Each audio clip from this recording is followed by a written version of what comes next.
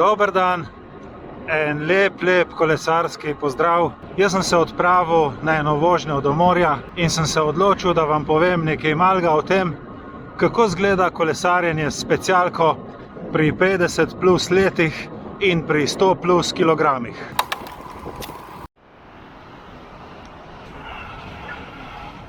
Gremo proti zadnjemu tednu avgusta. Zjutraj ob 8 je bilo še 23 stopinj Celzija. Zdaj bo pa lepo počasi kurlo čez dan tja do 30. To progo do morja bom pa itak dal od spodaj v opis videa, da boste lahko videli, po kateri poti sem šel. Vse, ki vas zanima, kako izgleda kolesarjenje pri 50 plus let in 100 plus kilogrami, lahko obvestim, da ste prišli na pravi kanal, ker jaz sem obe te dve številki že presegel. To pomeni, da vse, kar boste slišali danes, bo iz prve roke. Osredotočil se bom pa na kolesarjenje s specialko, ker če ne bi bilo vsega skupaj preveč in bi bil ta video predolg. Najprej bom razčistil finančni vidik. Ne bom posploševal, ne bom rekel, da vsi, ampak po mojem mnenju obstaja precej 50-letnikov, ki nimajo finančnih skrbi. Otroci so zrasli in šli proč, imaš stanovanje, imaš avto in enostavno ti ostaja nek določen delež denarja, ki ga lahko vlagaš v šport, v svojo rekreacijo, v dopuste in konec koncev tudi v kolesarsko opremo. Kar bodite pozorni kdaj, ko se v kakšen lokalček pripeljejo trije taki 50 plus kolesarji, a imajo na sebi in pod sabo tam za 12 do 15 jurjev opreme. Včasih se celo zgodi, da ima že samo en kolesar tako drago opremo. Poleg tega je 50 plus kar precej močna populacija, kar seveda vejo tudi proizvajalci in trgovci. Velik interes lahko vidimo tudi v statistiki mojega YouTube kanala, kjer je kar precej gledalcev starih okrog 50 let. No, kakorkoli, ta finančna neodvisnost se res kaže v nakupovanju opreme, dobre specialke, lepi dresi, dragi števci in radarske lučke. Vse pač to spada zraven. Obstaja pa še ena kategorija 50-letnikov, ki so pa pretirano pragmatični, realni, ki sicer imajo denar, ampak se zadovoljijo z minimumom, kupijo samo tisto najbolj nujno potrebno opremo, ki jo bodo za kolesarjenje tudi res rabili. Eni temu rečejo tudi izkušnje in lahko mi verjamete, da ti pri 50 letih izkušenj res ne manjka. Kar se tiče izkušenj je tako, pač pri 50 letih si že marsikaj preživel in dal skozi, imaš neko tako zdravo mero previdnosti, nekaj malega tistega zdravega strahu, tako da ne greš prav brez glave na cesto in na vrat na nos v kakšne nore spuste. Na nek način veš, kam spadaš, koliko zmoreš, poslušaš svoje telo in temu primerno prilagodiš rekreacijo. S tem se na cesti precej zmanjša tveganje, seveda še zmeraj so nesreče in padci, ampak se mi zdi, da marsikatero situacijo rešiš že samo s tem, ker opazuješ okrog malo bolj pozorno.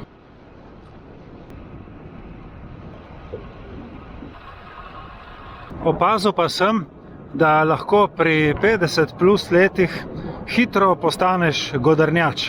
Še sam sebi se včasih zdim, kakor une dva možička na koncu Moped-šova, ki sta samo nekaj renčala. Včasih mi gre na živce vse. Promet, piskanje števca, prekrški, ki jih delajo vozniki, ali pa samo zato, ker je slaba cesta. Na živce mi gre tudi hrup prometa, kakšno brenčanje, ropotanje.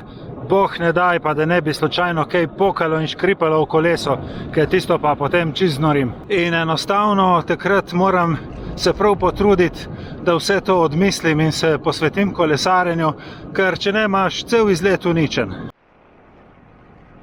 No, sicer pa tudi na splošno v življenju ni najbolj pametno, da si preveč živčen, tako da dajmo se vsi skupaj potruditi, da bi bilo tega čim manj.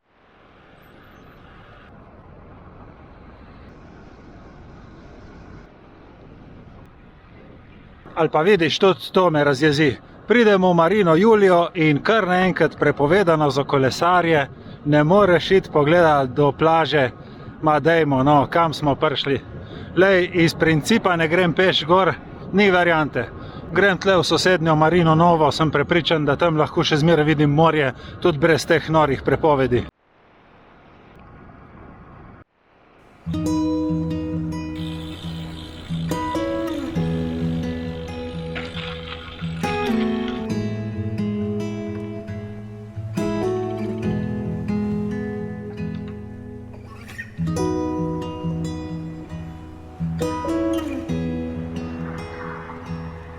Vidiš, ko nisem rabo dosti. Malo sem povohal morje, še fotke nisem naredil.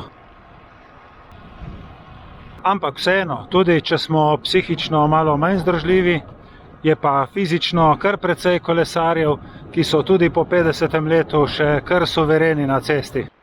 Jaz jih osebno poznam kar nekaj takih 50+, celo 55+, ki se peljejo ko violina.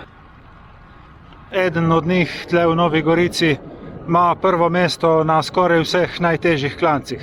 Sigurno je res, da pri 50 letih nisi več tako eksploziven, kakor pri 30. Vseeno se pa da tudi po 50. letu pridobivati mišično maso, trenirati moč, eksplozivnost, predvsem pa vztrajnost. Vztrajnost, da se usedeš na specialko in da se peleš na en konkretni izlet.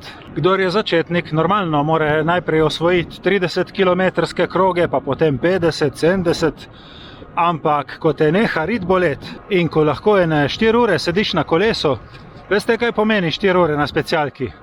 To je 100. Jaz na specialki nisem noben biser. V večini odsekov na Stravi sem v zadnji tretjini, tako da se ne morem kosati niti z mlajšimi kolesarji, niti z lažjimi kolesarji od mene. Ampak kolesarim pa vztrajno, suvereno, redno. Letos imam že čez 6500 km in kakor ste videli v prejšnjih videih, jaz se usedem na kolo in se peljem z njim 100 km na dopust. In to se mi zdi tista res prava dodana vrednost kolesarjenja, plus tega, da si krepim srce in ožilje, da si lahko s kolesom res naredim lepa doživetja. Mene pri kolesarjenju zagotovo najbolj ovira telesna teža. Lahko bi rekel, da imam 20 let in 20 kg preveč. To se najbolj pozna na vzponih, kjer pač srce bolj nabiva, zaradi tega vozim bolj po pameti in ne tako hitro kot ostali. Po ravnem in na spustih sem pa tam v moji starostni kategoriji sem kar primerljiv. To tudi pomeni, da zbiram sebi primerljivo družbo, ker če začnem kolesariti s kakšnimi mlajšimi, močnejšimi kolesarji, mi hitro dajo vedeti, kam spadam. Meni osebno je zelo všeč, da se zmeraj več ljudi odloča za kolesarjenje. Ti kolesarji so hkrati tudi vozniki, tako da to pomeni več strpnosti na cesti. Po drugi strani pomeni tudi več pritiska na politiko, da gre v izgradnjo kolesarske infrastrukture. Narod, ki nasplošno kolesari, je tudi nasplošno bolj zdrav, okolje pa bolj čisto. Tako da tukaj jaz vidim samo pluse. In prav popolnoma nič ni narobe, če so med začetniki tudi taki, ki so že praznovali Abrahama. Hkrati me tudi zelo veseli, ker imamo tako lepo skupnost na tem YouTube kanalu, zdaj že preko 1000 naročnikov, kar ni majhna številka.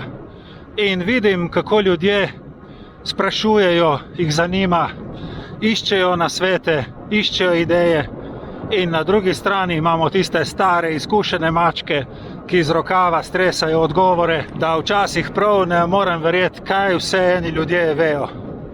Ampak to mi je tako super, res, da imamo tako skupnost, ki si med sabo pomaga, se spodbuja, navdušuje za kolesarjenje. Več od tega si pred 2 leti, ko sem začel snemati, ne bi mogel želeti. Tako sem tudi danes v duhu 50+, 100+ kolesarja naredil en izlet do morja, približno 75 km bo, povprečje 25 na uro, se pravi 3 urce časa ti to vzame. In upam, da je med vami čim več takih, ki bo ravno tako lahko speljalo kakšen podoben izlet. Še bolj bom vesel, če se bo med vami našel kdo, ki so ga mogoče ravno ti posnetki prepričali, da je čas, da začne, in se bo usedel na kolo in rekel, evo, gremo, akcija.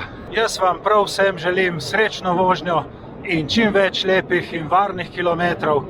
Hkrati bi se vam tukaj zahvalil še za vse všečke, za komentarje, za naročnike. Hvala vam za pozornost in se vidimo prihodnjič. Čau, čau!